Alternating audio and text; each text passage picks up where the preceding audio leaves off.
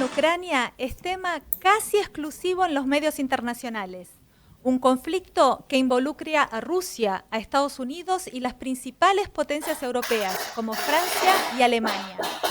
Para hablar de este tema, invitamos a Ignacio Utin, periodista, analista político. Trabajó en zonas de guerra cubriendo para medios argentinos e internacionales. Es especialista en Europa Oriental, Eurasia postsoviética y Balcanes.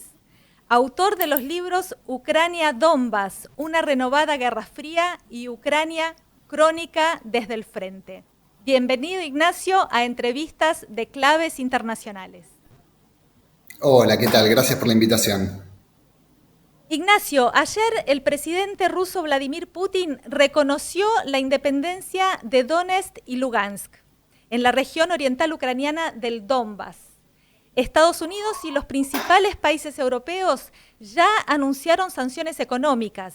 Rusia anunció el retiro del personal diplomático de Ucrania. Contanos qué se está jugando en esa región. ¿Qué se está jugando? En principio se está jugando el final de una guerra que lleva ya casi 8 años y que nunca terminó porque Ucrania se negó a cumplir con los acuerdos de Minsk, dos acuerdos que se firmaron el primero en septiembre de 2014, el segundo en febrero de 2015, con la idea de terminar con la guerra. Y Ucrania nunca los cumplió, con lo cual la guerra nunca terminó. Llevamos ya casi 8 años de guerra. Y de hecho ese es uno de los principales reclamos de Putin, que Ucrania no solo no cumplió con estos acuerdos, sino que además nadie presionó a Ucrania para que los cumpliera. Occidente no presionó a Ucrania para que los cumpliera. Y lo que dice Vladimir Putin, el presidente ruso, es que si Ucrania no cumple con estos acuerdos, la guerra va a continuar y eventualmente el ejército ucraniano va a entrar al Donbass y va a hacer un genocidio contra la población rusa. Por lo tanto, considera Putin, es adecuado reconocer la independencia de las dos repúblicas, de la República Popular de Donetsk y la República Popular de Lugansk, y a partir de ese reconocimiento, involucrarse en la región y intervenir en la región y enviar tropas, en teoría para proteger a la población civil rusa. Ese es uno de los primeros puntos de esta decisión. Digamos, terminar de facto con la guerra, porque si Rusia envía armamento y envía soldados, es muy poco probable que Ucrania ataque esta región, al menos ataque abiertamente. Claro que el reconocer estas dos repúblicas tiene consecuencias. Sin dudas, las primeras es la imposición de sanciones comerciales sobre Rusia, sanciones probablemente muy duras. Aún no se han anunciado qué tanto alcance tendrá estas sanciones, ni sobre qué puntos específicos de la economía rusa recaerán, pero probablemente sean sanciones muy duras y probablemente afecten muy duramente a la economía rusa. Ahora, creo yo que si Putin tomó esta decisión, la decisión de reconocer estas dos repúblicas, la decisión de dejar de lado los acuerdos de Minsk, es porque sabe que tiene algún tipo de red de seguridad, sabe que tiene algún tipo de contención, si no, no lo haría. Y creo que esa red de seguridad es China. Si Occidente impone tantas sanciones sobre Rusia, tantas sanciones comerciales, Rusia la única opción que tiene es mirar hacia el otro lado y comerciar más que nunca con China. Recientemente China le dio su apoyo en un sentido a Vladimir Putin cuando fue la cumbre, pero en lo inmediato, con respecto a lo de al reconocimiento de la independencia, todavía no se pronunció. ¿Qué pensás que qué es lo que se está demorando en dar el apoyo abiertamente por lo que acabas de decir? Yo creo que de ninguna forma China va a reconocer a la República de Donetsk y a la República de Lugansk, porque China es uno de los pocos países del mundo que se mantiene coherente en la lógica de no reconocer a repúblicas autoproclamadas, a declaraciones de independencia unilaterales. China no reconoce a ninguna, en principio por el Tíbet, que si reconoces la independencia unilateral de Abjasia, de Donetsk, de Lugansk, de Transnistria, de Kosovo, hay tantos ejemplos de declaraciones de independencia unilaterales. Si reconoces a una, en algún momento tenés que reconocer a todas las demás y podés reconocer que el Tíbet tiene derecho a declarar la independencia, cosa que a China no le gusta nada.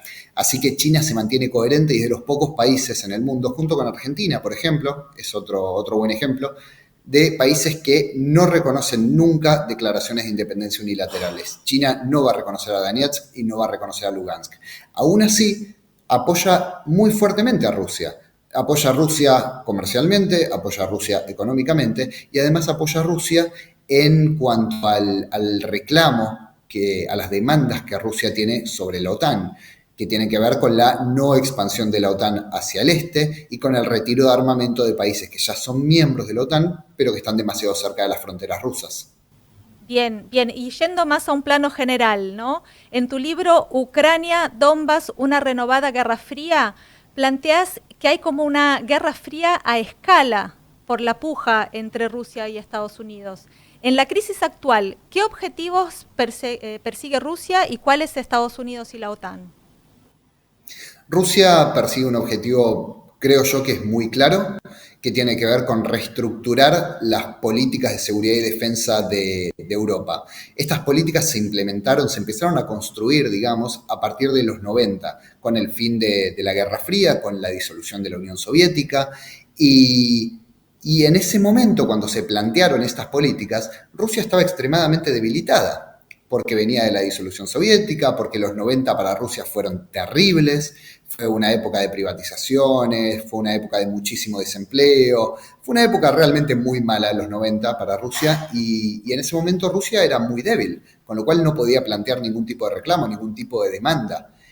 Ahora, la Rusia de hoy es muy distinta a la Rusia de los 90 y hoy sí puede ejercer más presión, puede reclamar, puede demandar ciertos puntos en particular, y en ese sentido creo que el objetivo de Rusia es esta reestructuración de las políticas de seguridad y defensa de Europa que quedaron desde los 90, desde la disolución de la Unión Soviética.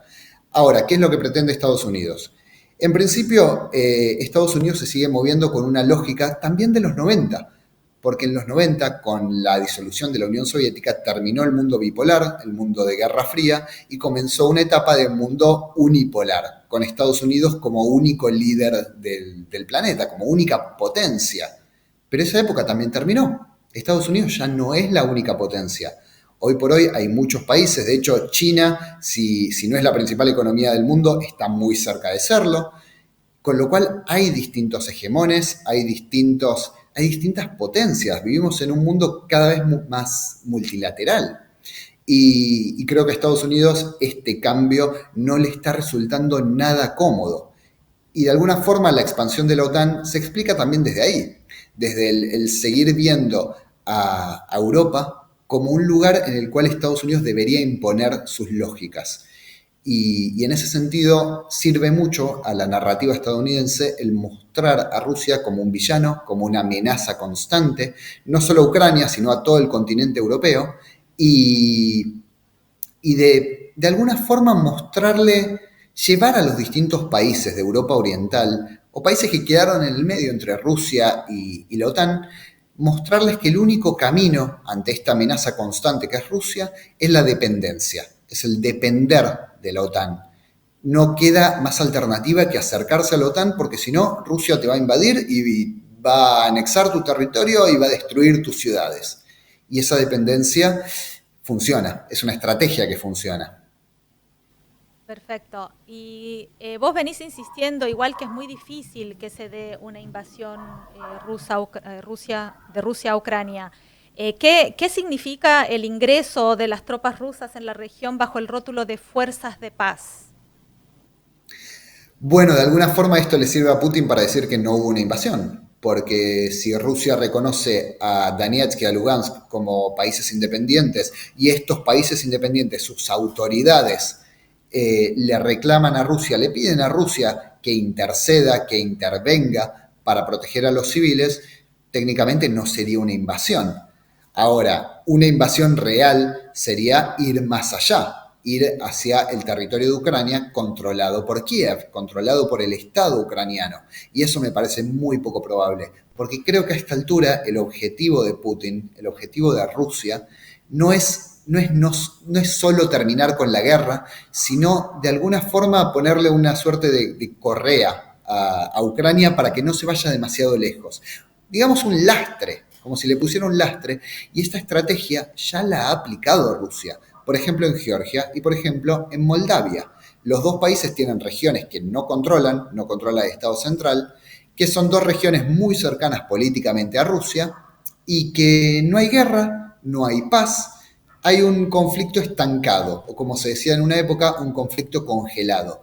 Y en el caso de Georgia, este estancamiento lleva desde 2008. Y en el caso de Moldavia es aún peor porque la guerra terminó en 1994. Mucho más tiempo de estancamiento y no cambia la situación.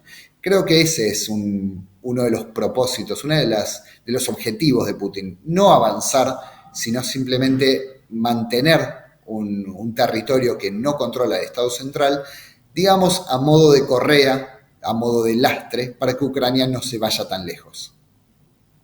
Ignacio, muchísimas gracias por tu tiempo y bueno, al público de la Red Internacional de la Izquierda Diario los invitamos a seguir este tema a través de nuestra sección internacional. Ha sido un placer. Gracias.